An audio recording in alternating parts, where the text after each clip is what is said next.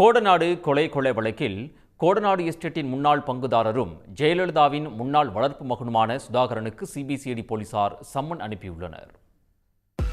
நீலகிரி மாவட்டம் கோடநாட்டில் முன்னாள் முதலமைச்சர் ஜெயலலிதாவுக்கு சொந்தமான எஸ்டேட்டில் கடந்த 2017ஆம் ஆண்டு காவலாளியை கொலை செய்த ஒரு கும்பல் பங்களாவில் இருந்த சில ஆவணங்களையும் கொள்ளையடித்துச் சென்றது.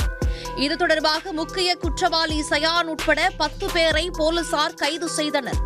வழக்கு உதகை நீதிமன்றத்தில் கடந்த 8 ஆண்டுகளாக நடந்து வருகிறது. கோடநாடு கொள்ளை சம்பவம் நடந்து 5 நாட்களில் குற்றம் சாட்டப்பட்ட முக்கிய நபரான கனகராஜ் சேலம் மாத்தூர் அருகே சாலை விபத்தில் பலியானார்.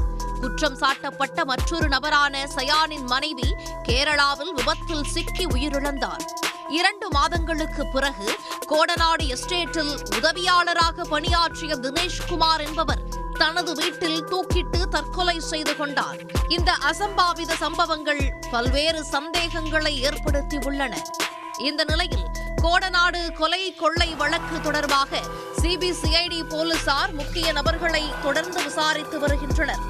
அதன் ஒரு பகுதியாக ஜெயலலிதாவின் முன்னாள் வளர்ப்பு மகனான சுதாகரனுக்கு சம்மன் அனுப்பப்பட்டுள்ளது. வரும் 27ஆம் தேதி சிபிசிஐடி முன் சுதாகரன் ஆஜராகுமாறு சம்மன் அனுப்பப்பட்டுள்ளது.